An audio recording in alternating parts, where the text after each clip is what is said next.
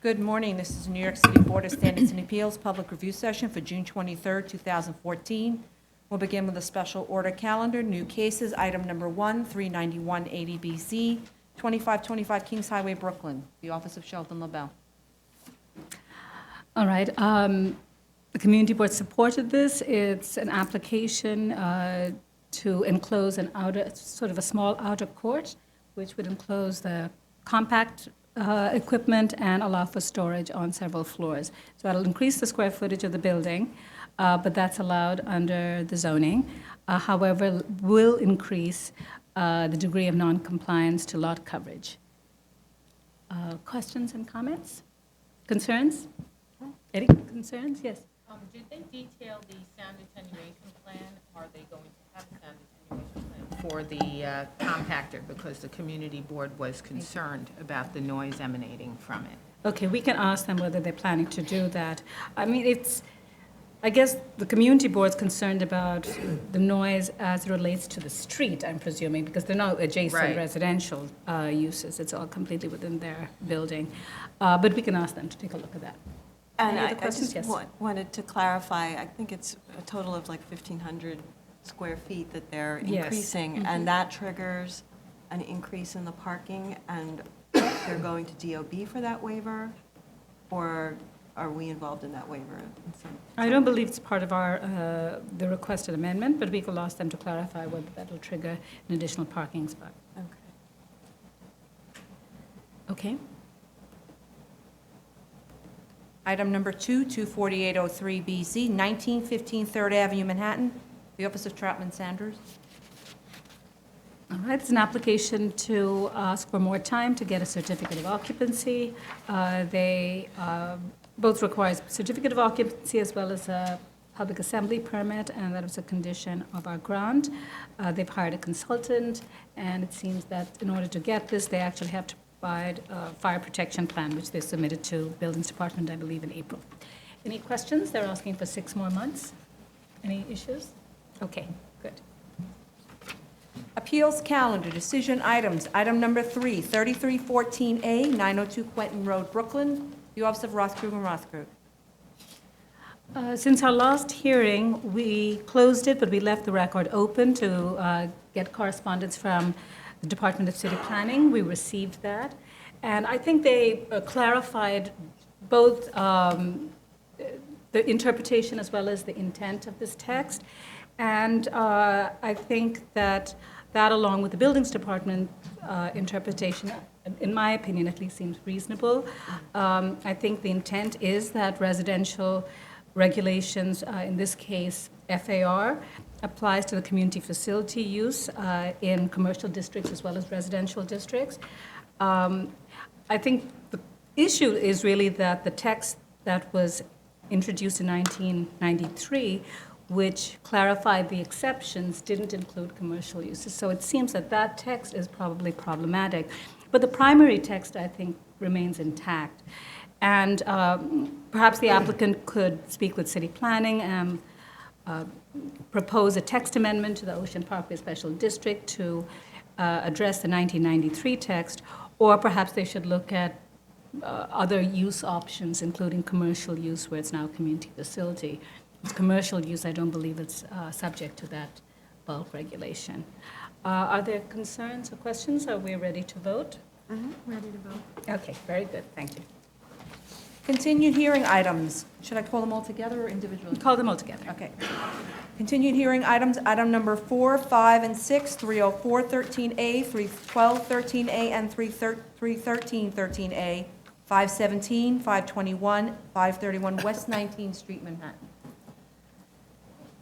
The applicant has provided submission as well as the Buildings Department. As you know, their primary argument is that, in fact, the space is being used in a commercial retail nature, and therefore the occupancy requirements that apply to galleries should not apply to these uses. I know at the last hearing, the board had concerns with the appellant's arguments. Questions and comments or issues? Yes. Yes, go ahead, Commissioner Well, Otley Brown. I wanted to address an exchange that they actually put on paper that we had in the last hearing concerning how you look through the different tables, and their statement that Department of Buildings was going straight to table 3.2 and making the determination that it was a gallery simply because they saw the word gallery and that you should go from 3.1 to 3.2 and make your decision that way. And I tried to follow through their logic to see if it actually made sense. And so I went to table 3.1 and I understood that they would choose mercantile and then they would, because they felt that there was more of a retail character to this, you know, this property, and then went to 3.2. But even if I do that, I have to push back at them, because even if I were to start at mercantile on 3.1 and then go to 3.2, it's clear that when I see what the options are for the mercantile use, this is not a retail shop with sales rooms and or a market, which could be a food market. It really does fall under the types of assembly uses. And so even if I started where they started at 3.1, I still would end up choosing an F3 assembly. And so I just wanted to make a statement that I did take notice of what they said, and I did try and follow along their way, and I still agree with Department of Buildings as to the characterization. Okay. Other comments? I agree with the Department of Buildings also. I just had a question for them regarding whether their approach here is consistent with other art galleries. I think the applicant has given a list of art galleries that have been treated differently, and if that's the case, you know, for the DOB comment. I thought what the appellants put together in terms of the list of properties and noting the certificates of occupancy was, I thought, very insufficient to prove any point. I don't think they identified if there were galleries. I don't think they identified where they were on a map. I think it could have been retail. We just have no idea. So I found that analysis very, very weak. And I think at the last hearing, I noted that I had done my own research, which was I looked at a map of galleries that were put out, identified the names of the galleries, and looked at their Cs of O. And for most part, those Cs of O for those list of like 10 galleries were in fact F3 and were identified as art galleries. I think the other thing is that the appellant just has not, in my mind, given any evidence or rationale why this should be treated from other galleries in terms of its functioning. I think the Buildings Department noted that galleries have exhibition space as well as the ability to sell their art and exhibit. So I don't think the appellant came back and said, well, these art galleries have our function in this way, and we distinguish ourselves from them in another way. So I just didn't find that in their papers. Eileen, do you have any other comments? And then, No, that's it. okay, Susan? No, just to echo what Commissioner Otley Brown stated and what you, Chair, have stated, I really did not find any new compelling reason to agree with the appellant. I think that the DOB's methodology was correct in how they determined the occupancy and the type of use this is, and I think it was really relatively very clear. So I wholeheartedly support DOB's position. Okay. Are there any other comments? I wanted to also make a comment about the way in which the appellant wanted us to calculate occupancy, and I really feel that when you calculate occupancy, the whole point is to get what the possible maximum occupancy could be for a space so that you can plan for that situation, and I don't think you should go about it by talking about what your average occupancy is and then back into a factor of how much space you want to allot to the little bit of people, which I feel is what they ended up doing, because they end up getting a factor of, since it's an average occupancy of 15 people on a average day, a slow day, you could have as much as 250 square feet of space per person. That's not what the whole occupancy rules were for. It's really so that you can prepare for possible worst-case scenarios of having to move people around, evacuate people, not so that, you know, you just say, oh, this is a nice space, maybe 15 people would fit comfortably here. I mean, it wouldn't work. It's sort of like with an elevator. An elevator, the maximum occupancy is 20 people, and the whole construction of the elevator is to make sure that you actually transport 20 people safely. If you said it was really for 10 people, 3 people actually always take an elevator together, and you set it up so that 3 people could go safely, but 20 people pile on, you'd have a disaster. And the same thing would happen here. If we only think 15 people and we prepare for that, and yet they have an event and there are 300 people there, God forbid there's a fire, nobody would get out. So that's a problem. Okay. Any other comments? All right. Zoning calendar, decision items. Item number 7, 12413BZ, 95 Grattan Street, Brooklyn. All right, we're ready to vote on this, because I believe we've got our sign-offs. Item number 8, 12513BZ, 97 Grattan Street, Brooklyn. All right, same comment, we've got sign-offs on this case as well. Item number 9, 21613BZ, 21713A, 750 Barclay Avenue, Staten Island. Any concerns or issues? Okay, Item number 10, 27913BZ, 223 West 34th Street, Manhattan. all right, we weren't waiting for anything, any concerns? Okay, Item number 11, 28413BZ, 16842 Jamaica Avenue, Queens. any issues? All right, Item number 12, 28613BZ, 2904 Voorhees Avenue, Brooklyn. we're waiting for a revised drawing which shows the removal of the car. I think the applicant had agreed to that, and as you know, they were asking for a waiver. We didn't like that space in the front yard, and so they said they'd come back and remove it. We're waiting for that drawing. Item number 13, 31013BZ, 459 East 149th Street, the Bronx. Any concerns or issues? Okay, Item number 14, 32513BZ, 3170 Webster Avenue, the Bronx. any issues? Okay, Item number 15, 9-14BZ, 4168 Broadway, Manhattan. any concerns with this case? Okay, good. Item number 16, 18-14BZ, 1245 Fulton Street, Brooklyn. Any issues? All right, good. Continued hearing items. Item number 17, 214-12BZ, 2784 Coney Island Avenue, Brooklyn. All right, the applicant made a submission. As you know, at the last hearing, we had several concerns. Why don't we focus first on the A finding itself? They provided more information regarding remediation costs as well as good faith reliance.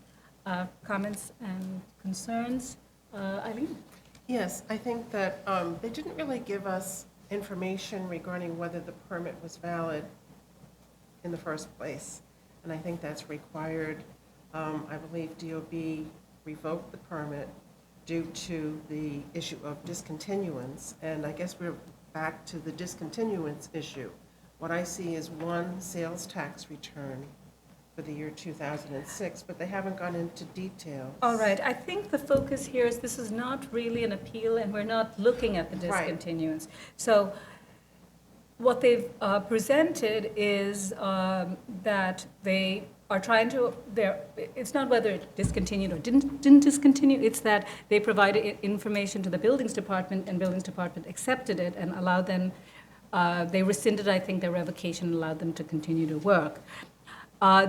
So that's the basis of their A finding, that and the fact that their existing conditions require additional costs to remove the existing building, that at least at one point was legal, and I think the board recognizes that. And also that in order to redevelop the site, there'd be remediation costs associated with it. But still, if the use had been discontinued for more than 2 years, it's my opinion that when the DOP issued the permit, it was not valid. So I think Okay. that's an issue in terms of whether or not we're going to. Well, I think just to clarify, good faith reliance assumes that, in fact, in the end, the permit is not valid and therefore revoked or stopped. The applicant's argument to the board is that it doesn't matter because, or that's not the focus, it's that the Buildings Department repeatedly, at least under Jane Estates and other case law that explains what good faith reliance is about, is that that it wasn't valid, but the buildings department issued it as if it was valid, and therefore the applicant expended the costs under that permit. Well, another part of the question is whether the owner could have known that the permit was not valid. And it Well- was their part to do due diligence to Right. make sure that this use was still permissible. Right, so there's an issue of whether you could say there was really good faith reliance if in fact the owner was aware of this but proceeded to do this. That's a question for the board, and the board can then raise that. I don't think at this point we're clear whether we accept that that we should grant them or accept the A finding based on the good faith reliance. If that's an issue, we should ask them that question. But on the other hand, I wanted to ask you whether you, because some of this had to do with remediation, and I know you had raised it Right. last time. Yes, regarding the remediation, they have found contamination on the site. They have said that some of the contamination of the groundwater is really gasoline products which are coming from another site. In the Phase 1 report, they identified that site as a British Petroleum gas station a couple of blocks away, which means that I think British Petroleum is the responsible party. And wouldn't they be responsible for the cleanup costs if they had to do, cleanup of the groundwater? The major part of their remediation cost is really $375,000 for installing multiple wells and operating this groundwater system for a period of 5 years. So if British Petroleum is really responsible, is that, an adequate cost for us to consider? Okay. Other questions or comments on the A finding? Yeah, I have statements and questions, actually. I have to say that the way in which they arranged their information this time in terms of, what was there, that there was an enclosed car wash prior to the renovations, and that when they did put in their plans, there were several points at which DOB could have stopped the action, and they did not. In fact, there was also a period where the examiner actually raised the question of whether or not the car wash should just be an open use or enclosed based on the C of O, and the actual borough commissioner overruled that person and reinstated the permit. I actually, after reading that, am sympathetic to the owner, because I feel that this isn't a big-time developer. This is a property owner who's trying to make a living. And if DOB is repeatedly saying, go ahead, and giving the go-ahead, at what point does a property owner feel comfortable agreeing with Department of Buildings that, okay, I can move ahead, and then expend money, only to have Department of Buildings after the fact say, no, in actual fact, it should have been an open use, and then once the property is fully developed, put a stop work order on it and revoke the permits. I just don't think that's fair. I think that at some point, the Department of Buildings has to stand by their decisions, even if they're bad decisions, and try and do something to actually mitigate whatever harm might be coming down the pike, or find some sort of alternative and work with the property owner, given that they are investing money based on Department of Buildings determinations. All right, I understand your position. I just know that I had difficulty with that issue because they got a permit, and a good portion of the work and cost that they're claiming was done prior to any stop work order issued by the Buildings Department. And so most of the work, 90% of the work was done. DOB issued a stop work order. It was rescinded. There was the back and forth with the borough commissioner. And they did invest money afterwards, but they also recouped that investment that took place because the car was functioning. So I think it really depends if one thinks about good faith reliance more leniently or more conservatively. And the courts have their opinions, but I know that I would find that still maybe to some degree difficult to accept. Commissioner Hinkson? Oh, I also Yeah, yes, had one yes, more go ahead. question, because the second part of Yes. the uniqueness finding had to do with the contamination. And they made a whole argument, basically, that, the way in which this building is structured it can't be taken apart and reused, which is the whole argument we had, is that if you could reuse the building, then you don't have to go into the ground, and if you don't have to go into the ground, you don't incur all these costs for remediation. So they basically said that there was this 4-foot deep trench drain, and the way in which it was connected to the building's foundation, you can't tear it out without destabilizing the building.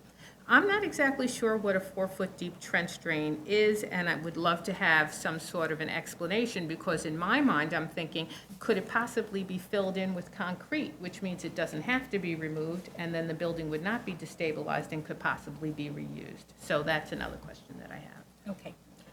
Susan, do you? No, I was just going to sort of echo a little bit of what the chair was saying. I am still a little bit on the fence, in the sense that when it comes to good faith reliance, yes, indeed, DOB may have flip-flopped. However, I think at a certain point, the owner really knew that there were issues, and that perhaps continuing on with work, even though at that point maybe the building department would have said yes to continue working, he still would have known that there may be some issues down the pike. So I'm not at this point fully on board with their argument concerning good faith reliance, and as you said, they have recouped some of their costs. So I'm not clear-headed as yet, and I think I still need to sort of think about it. Okay. Anything else on the A finding? Okay. I know that they did talk about removal of the foundations, and I think they've added a cost of something like $95,000. I just think that it'd be helpful if they broke that down a little bit for us. And I think, Commissioner Otley-Brown, your concern or your issue about whether they really need to do that and expend that in order to reuse the building is unclear. Right, and definitely linked to the B finding, because if they don't have that remediation cost, then I can't see the difference between a retail versus a car wash. So Okay, that's right, why. okay. I know the board had concerns about the C finding. Questions and comments on that? Yes. In my opinion, I don't see how they really can pass the C finding. They have no reservoir space. They're adjacent to an intersection, and I just have a lot of difficulty with that. I know that they have been attempting to make concessions, but to me, it's just not a good location for a car wash. Okay. Susan? I would tend to agree. I commend them for trying to work with the community and to make concessions, as Commissioner Montanez has said. I just have a little trepidation about the sort of the intensity of the use. It's a small site. They obviously service a great many cars, and they don't really have any place for those cars to queue up except on the street. And I think it's just, it just may be too much for the street system. So I'm having trouble with their C finding. All right, Commissioner Otley-Brown? Well, I know that at the last hearing, I did press them on that issue of the lineup of the cars and how far back up the block it went, because it is definitely an issue for consideration. However, I'm also curious because this functioned in the same fashion, I believe, before as an enclosed car wash before the renovation. So I was wondering, what was the situation with the cars there? Was there a different route that the cars took onto that lot? Or was it that they just didn't have as big a business? What was going on then that is different now, that is causing the uproar in the community? Number one. Number two, while I do see that the reservoir spots really are important, because, car washes, they really do load up with customers at particular times, nice days, days after storms, and, the pileup can be very large, and it can be disruptive to traffic. There are also car washes in the city that don't have reservoir spaces, and it would be interesting to know if they wanted to make the C finding, one way in which they could perhaps convince some of us would be to show us that there are other car washes in similarly zoned districts that operate without reservoir spots and do so well with the support of the community and with as little disruption to traffic as possible. Now, I don't know if that point could be made, but it's certainly worth exploring for the applicant. Okay. All right, any other comments? All right. Item number 18, 65-13BZ, 123 Franklin Avenue, Brooklyn. The applicant made a submission. They've done additional work on their A finding, and they've identified now the detached homes or houses. And their argument is that because you're detached, you're more, particularly because of the age of these homes, you're more prone to destabilize. And they've shown how other detached houses over the years have, I guess, been demolished. I thought it was helpful because before that, it was just, I don't think they really had given us a good uniqueness study. Comments? Yes, we'll talk about that, and we'll talk about the other issues. Yes. Okay, well, I actually found that survey to be helpful in terms of the narrative that actually tied together what they were trying to show us. Out of the 32 detached buildings in existence in 1904, 22 actually have been demolished, and 3 are now abutting other buildings for extra support, I guess, and 7 still stand. Then they gave us several Sanborn years in the intervening years between 1904 and the present.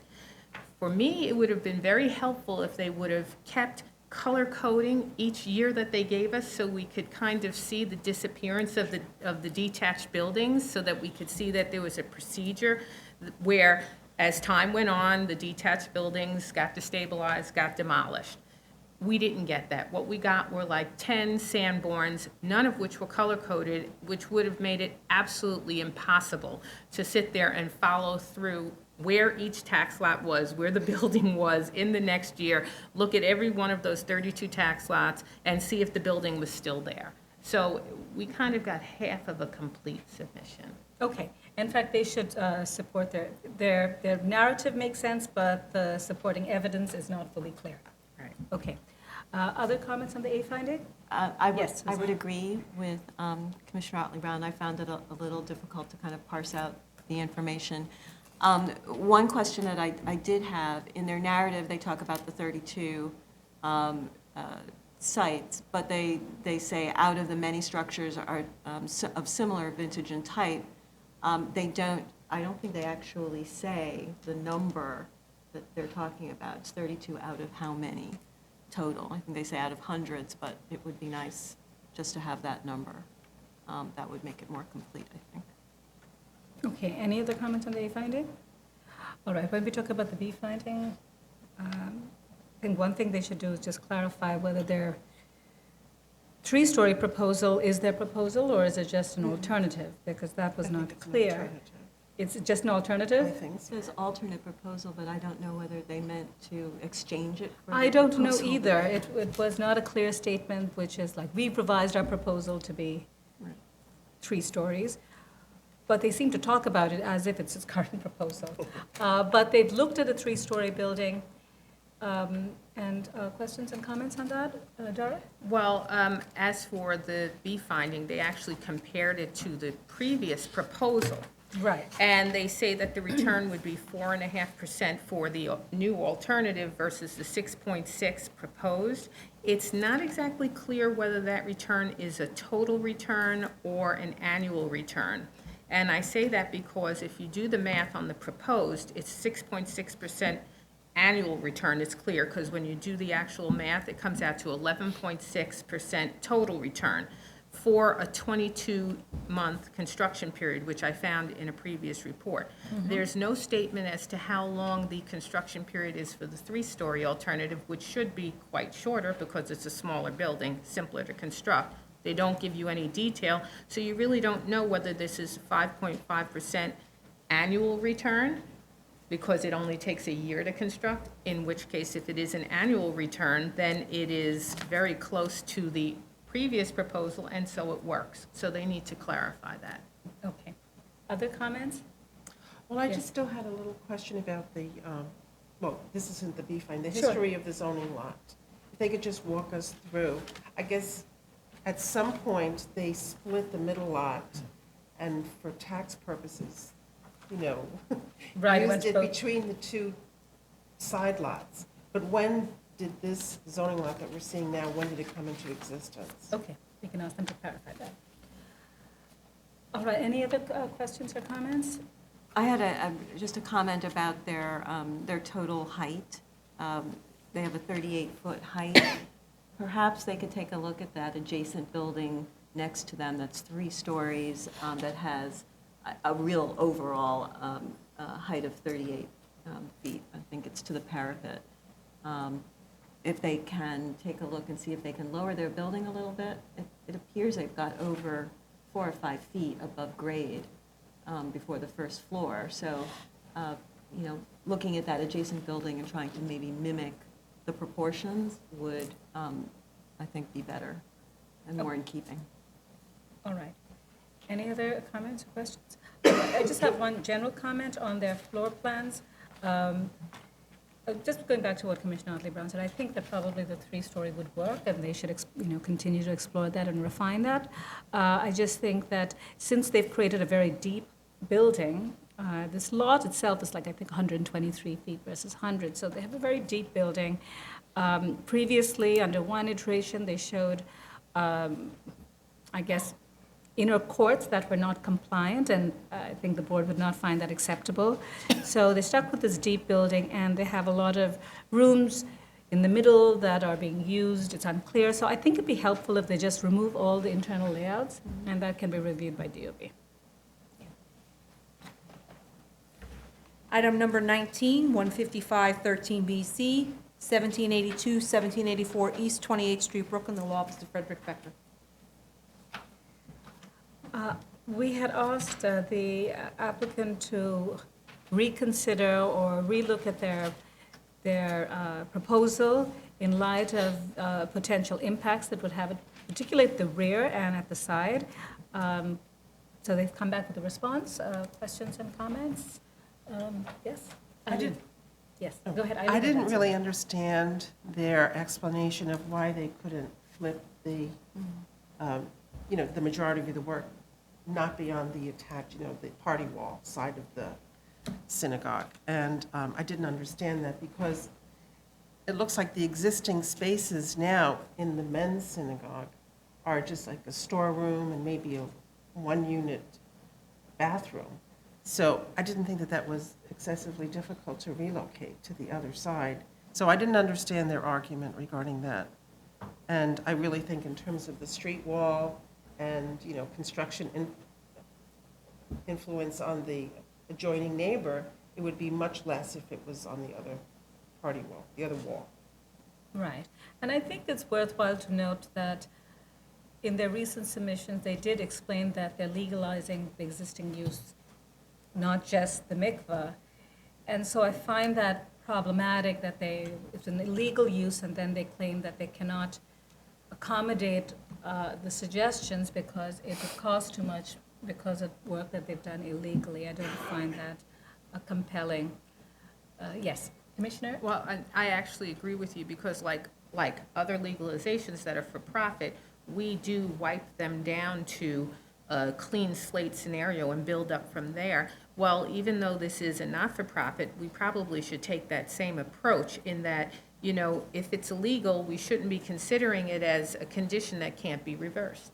And the situation for the neighbor that shares that wall, well, that's very unpleasant. Not only is it unpleasant, but it probably does reduce the value of their investment in a home because that's a use that's not exactly compatible right next door. It's loud, it's boisterous, there are crowds at certain times of the week as well as certain times of the year. There are even larger crowds. And it's not even clear whether or not the applicant is going to try and accommodate them. They talk about putting in sound attenuation, but they absolutely have not mentioned what exactly that sound attenuation is composed of. And I think we certainly should be reviewing that, especially if we're going to consider that the layouts stay the same. It's absolutely crucial that those people have a buffer so that they can enjoy living in their home. So that was one of my points. And as far as, I believe that they were directed by us to kind of consider how they can reduce the size of this synagogue, especially on the second floor, and I found that their response was not really adequate. They talk about how it was really important that they accommodate 136 women instead of 148, which was in the first iteration. However, when you look at their narrative, they're saying that they're going to have a maximum of 100 women on the highest holy days. That's when they're going to really be loaded with their max occupancy, the high holy days. And if that's only 100 women, I don't understand why they would have to accommodate 136, and 136 to the detriment of the neighbors next door. And then when they talk about where they're going to put, they said we put a cutout in so that we could back away from the side yard lot line. Well, to me, they did it on the side that isn't complaining. They did it on the side that is abutting the rear garages and with rear yards to boot between them and the buildings, and they do nothing for the side against the neighbors who are actually abutting a wall with them or attached to a wall, not even a butted wall. I believe it's just attached, which is less insulation. So I think they can do a lot better to reduce the size of that and reduce the impact on the neighbors. Susan? I echo what both commissioners have said, and to add to that, my question concerning what was the standard they were using for the per square footage per person up in the gallery was answered with 12 square feet per person, but there's no really elaboration on exactly what that means. Is that fixed seating, which I don't think that's what they're asking for. They're probably asking for some sort of mobile seating and not standing. But if they could, describe that, that would be fabulous. I agree. They talk about 100 women being sort of their maximum, and I was a little perplexed as to why we were looking at 136. Is that because they're anticipating growth? Fine, but they should, state that. And it also wasn't clear to me why in their lesser variance that they show, why there wasn't, if indeed they need 136 people up in the gallery, why indeed there wasn't sort of an in-between scheme. They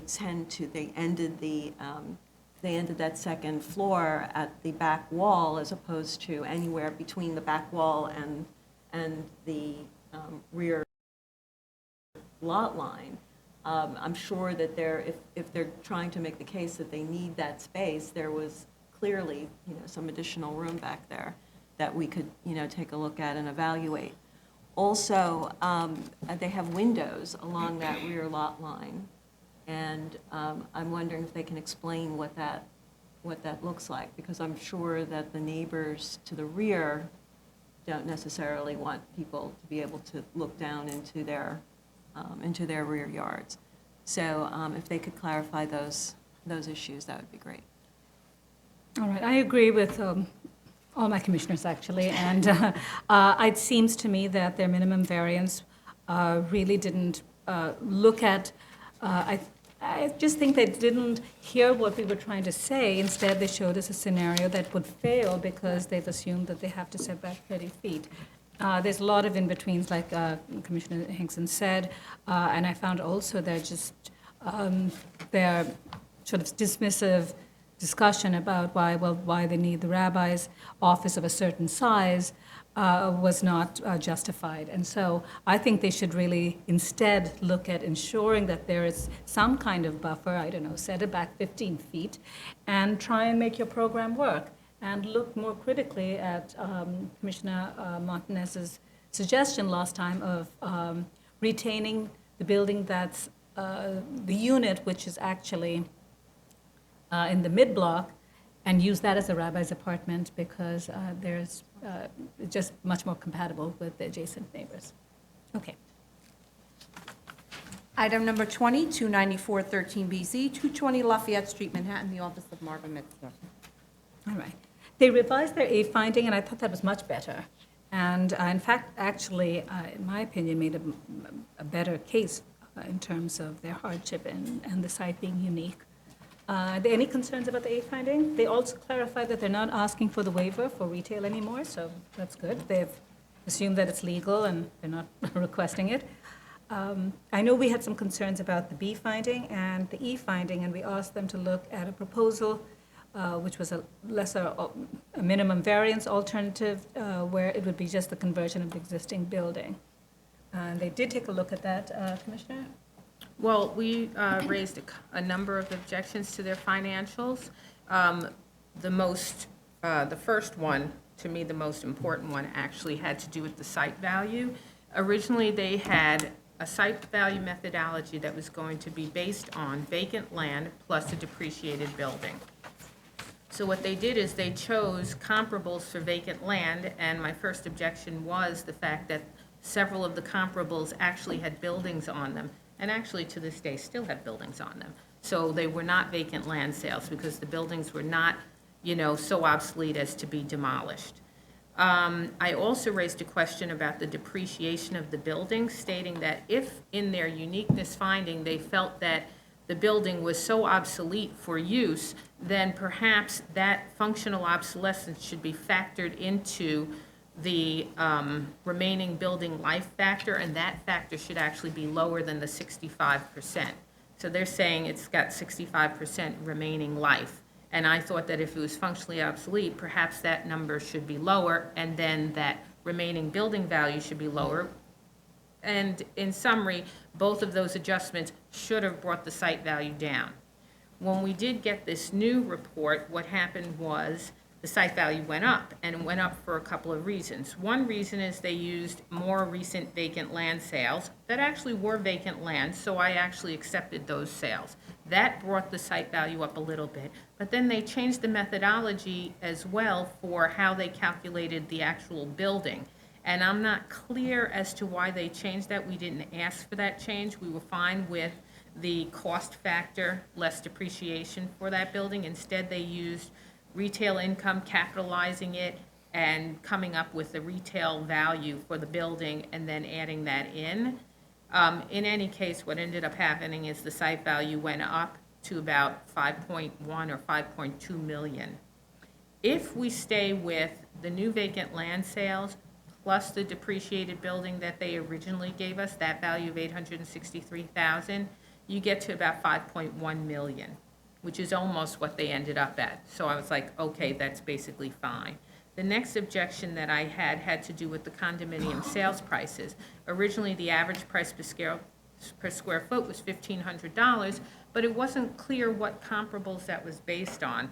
We weren't sure whether they were just simplex units. In any case, my statement was that I felt that it was inappropriate to use condominium apartments to value what seemed to be a townhouse.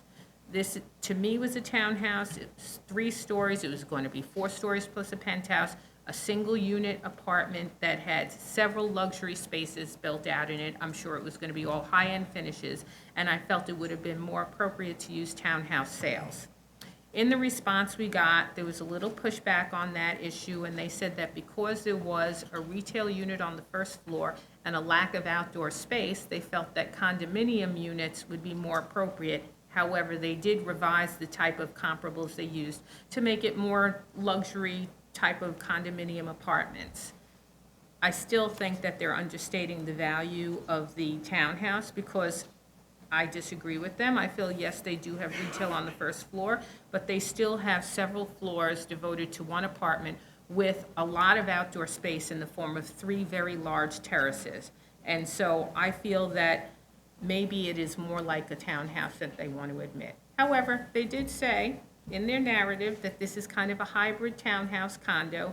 Well, if it's a hybrid townhouse condo, then still at the very least, they should be adding on a premium onto those condo apartment sales, which should bring the income up, at least for the proposed. And if they were to assume, instead of what they have, which is approximately $1,700 a square foot, $1,731, if they were to bump that up to $1,900 for the proposed is clearly an overreach, more than the minimum variance. Right. I think the issue here is really that the conversion of the building, they claim would not work if, in fact, the site value is lowered as per some of the issues that you raised. In fact, the minimum variance may work, which is just the conversion of the building. Alternatively, if that's not the case, maybe the enlargement doesn't have to be as significant as it is proposed right now. So right now, they're adding I think, 2 floors. They call it a penthouse, but it's an additional floor and an additional floor above that. And some of this has impacts on the adjacent buildings, so I think they should relook at that, and maybe you could get a scaled-down enlargement. Okay. Are there other concerns? All right. New cases, item number 21, 28-12BZ, 3-15, 37th Avenue, Queens, the office of Eric Black. The board members may recall, we saw this case, I guess, let's think about a year ago. At that time, they were just asking for rooftop parking. We raised the issue that they may require a reduction in parking, and so they've come back with a special permit as well. Questions and comments? Yes. I felt they met the findings of the 2 special permits. I had a question regarding their proposed C of O language, that if it was not going to be in parking PRCB1, if it was going to be PRCB, then they would go back to the buildings department or come back to us. But, what if it was going to be in an A category and it was 1 space per 200 square feet? So I just thought the wording could be a little better in terms of what will appear on the C of O. I agree. I think we can fashion it so it's maybe more consistent with the language that others have come before us. It's really about restricting it to office use and the parking category that's associated with that. Yes, other comments? I just have one question for clarification, and I do recall when this came before us, but I don't recall this one point. I believe they said that the parking is going to be for employees only. Is that correct, in both the cellar and the roof? Because it says in the statement that it's, the employees are the only ones who use the rooftop spaces, but I just wasn't clear as to what was going on in the cellar. Is that also employee parking only? But I don't think I think the parking has to be open to both employees as well It as does? visitors. Oh, In okay. order to meet the parking requirement. I mean, there's a reduction, but I think their point, and I could be wrong, is that right now the roof is being used and it's about 7 spaces, that there's not much demand. And so I don't think their intent is to limit the parking only to employees, but we can get that clarified. Well, yeah, because then my next question really was, what type of customer base do they have? Do they have frequent visitors? Or is Okay. this really just a back office, kind of different back office Right. operations? Okay. Other comments? Yes. Regarding the rooftop parking, on their plans, they show bumpers as a safety measure, but they don't seem to have any bumpers in their photos. So I think they should, I think they're saying it's attended parking, but are they going to stripe and are they going to install the bumpers? Okay. Any other comments on that? All right. Item number 22, 243-12BZ, 236 Richmond Valley Road, Staten Island.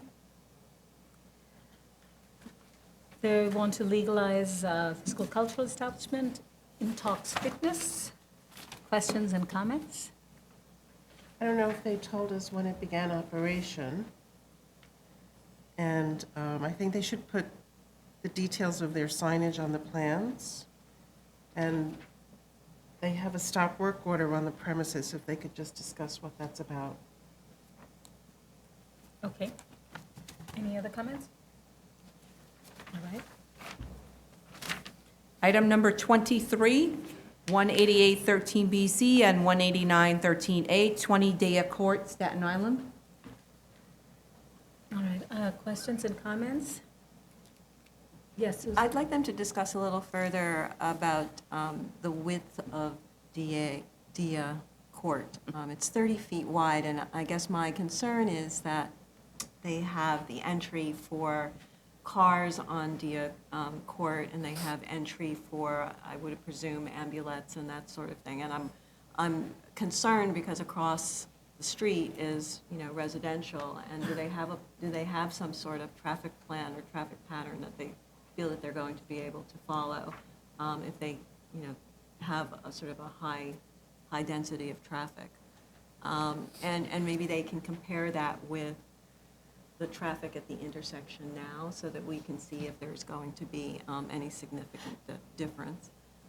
Also, on their plans, could they indicate where they're going to have lighting in the parking lot?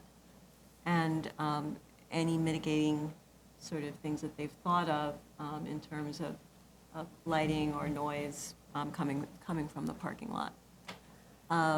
And let's see, there was one other thing I wanted to say. Oh, and can they just clarify that we're only talking about lots 100 and 101, not 102, because 102 also has a medical facility on it. It's not included, correct, in this application?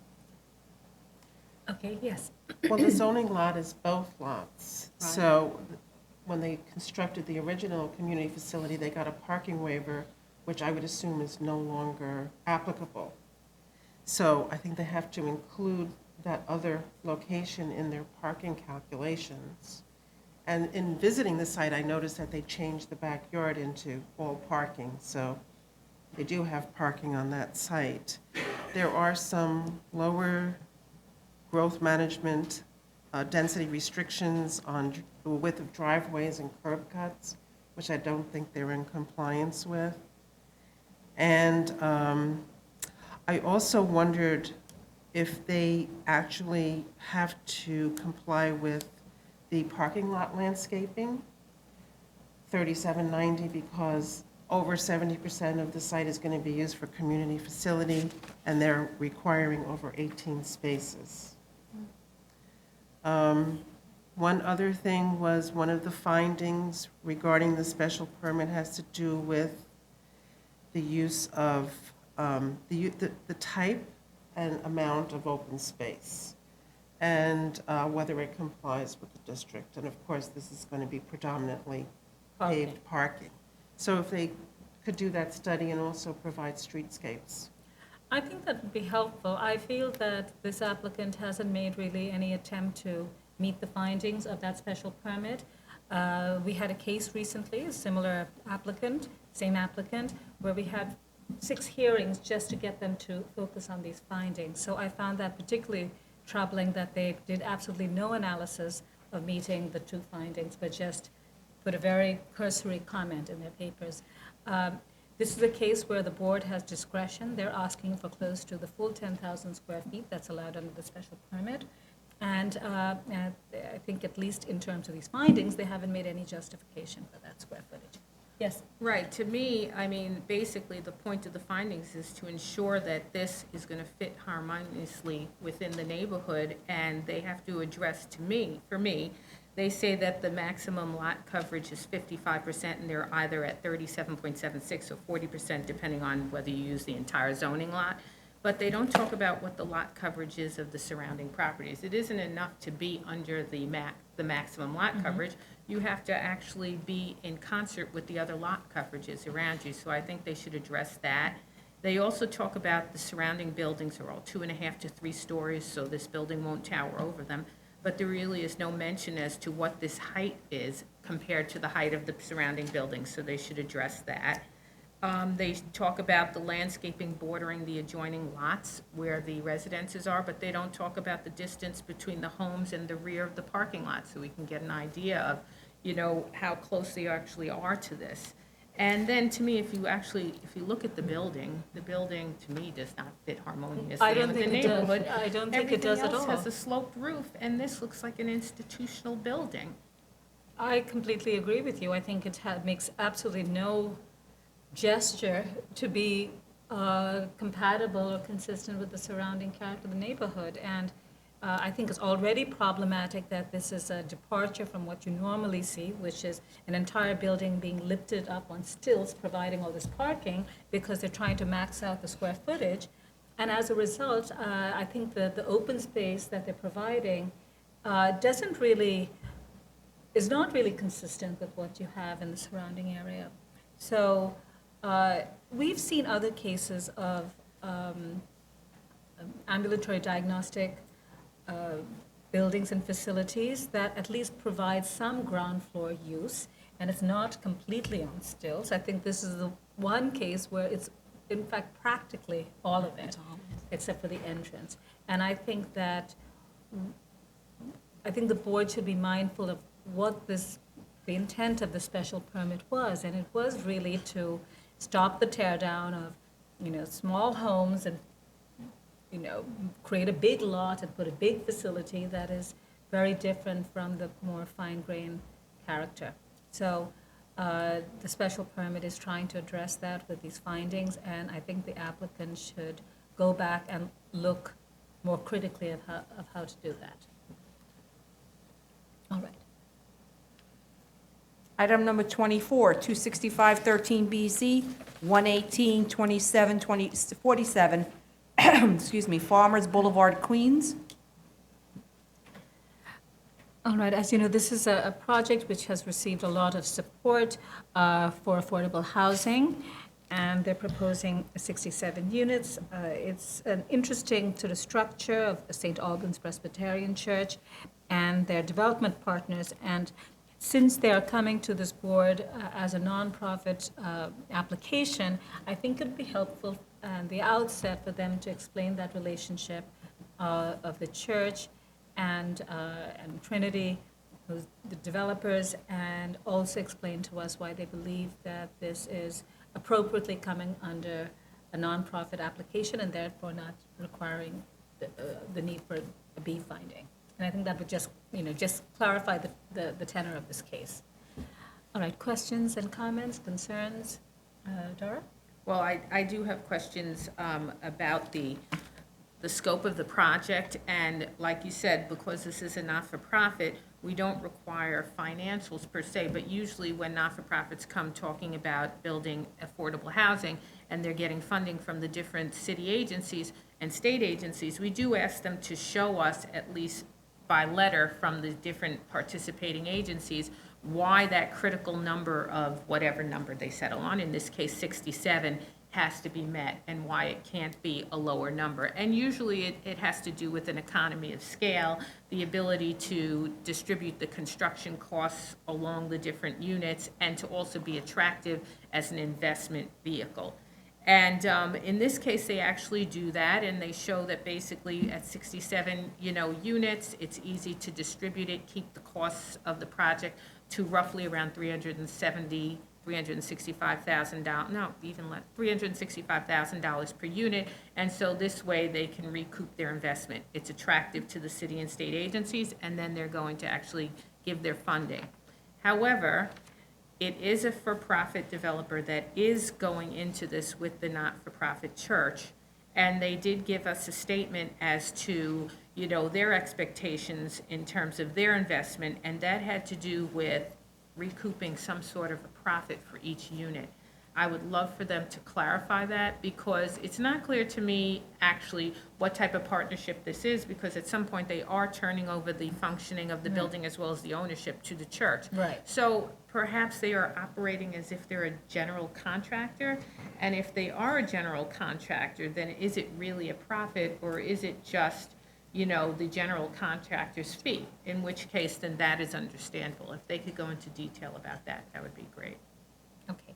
Other comments and questions? Yes, Eileen? I had some concerns regarding the layout of the building on the lot. They have a 10-foot front yard, which I think doesn't meet the front yards of the two adjoining homes, and I think is a bit small for a building of this bulk. I also question their calculation of the street wall width, which determines their side yards, because they're not including the central U portion in the calculation of their street wall. There's an open area on the first floor, which is about 6,000 square feet, and I was wondering, why is there an open area on the first floor? It's sort of, to me, you lose usable space that, would reduce the bulk. Mm-hmm. I also question, what is going to be the occupancy of the building? How many residents do they actually anticipate? Because a lot of the units have occupancies of 3 to 5 people.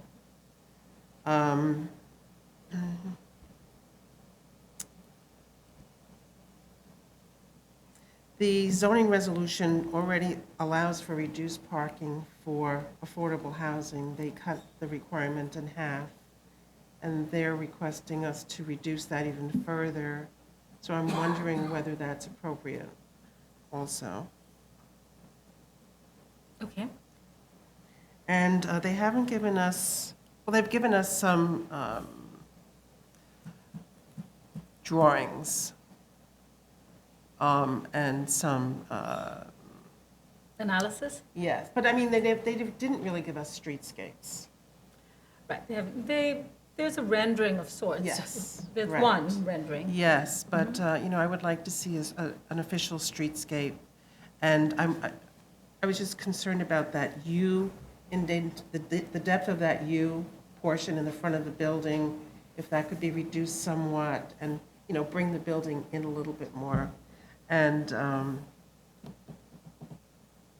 sort of shade it with trees and make it less of an impact on the street. Okay. Susan, do you have any comments? No. Okay, I just have a quick Yes. layout yes. suggestion or question. In the rear tail of that lot that's now parking, if you look at the landscaping plan, there are like bunches of trees, and then there are spaces with gaps where there are no trees, and that actually abuts a residential lot.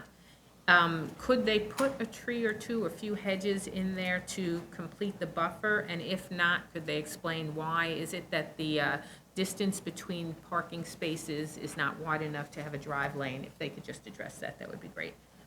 Okay. Item number 25, 311-13BZ, 325 Avenue Y, Brooklyn. All right, comments, question, any issues with this case?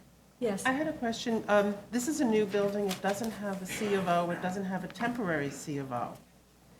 And they're the only tenant in the building right now, and they're saying that they require 40 parking spaces, which is what the building has, but there's, I think, 4 other floors that are looking for tenants. So how are they going to resolve the parking issues? Okay. And also, when did they start operation? Any other comments? I Yes. just echo Commissioner Montanez. I was wondering about the other uses and whether or not they generated a parking requirement.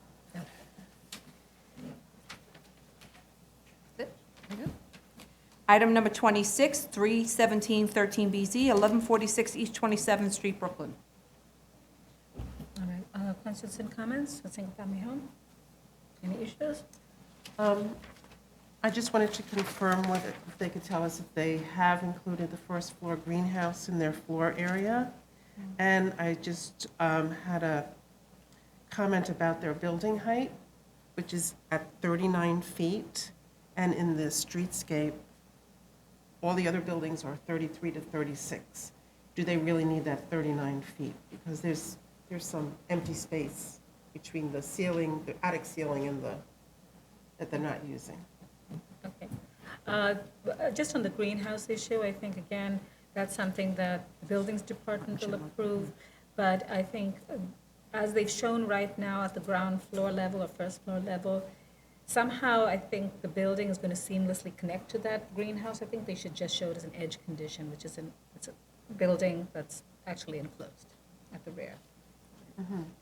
Okay, and we can ask them about the streetscape. Any other comments? All right. Item number 27, 17-14BZ, 600 McDonald Avenue, Brooklyn. When this case came before us about a month and a half ago, I think we had raised a lot of concerns. The hearing was postponed because the applicant could not attend, and the applicant provided us a submission after that to address some of the concerns that we had raised. Issues, questions, comments, concerns?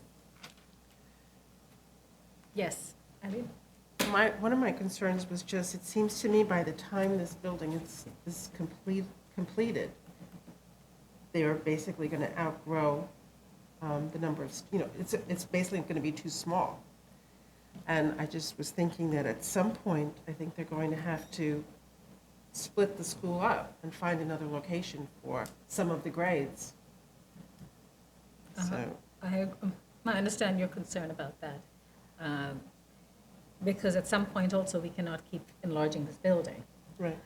All right, other comments or concerns? Yes. I have to be honest, I actually did not see the submission. And Okay. I will read it today and be prepared for tomorrow. Okay, that's fine. I know that we weren't really expecting one. Right. Because we had already reviewed it and it was postponed. So if the commissioners haven't had a chance to see the recent submission, then you can take a look at it this afternoon, and then we can give our comments tomorrow on that. I also think that, based on the adjacent neighbors, they had concerns regarding trash pickup, dumpster location, and bus parking. So if the applicant can explain how they're going to minimize those issues.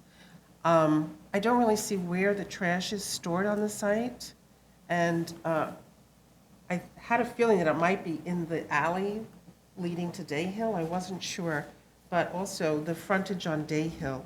It's sort of like an industrial frontage in the middle of a row of houses. I was wondering if that could be improved. The current building is partially covered with ivy on the rear wall. I was wondering if they could suggest some sort of way of minimizing that bulk that they're going to be building in the backyards of these people. If there was some way to make it a little more appealing, instead of just, because if the ivy's not there, it's just cinder block. Right, okay. Any other comments? All right, good, thank you. This concludes the executive session for June 23rd.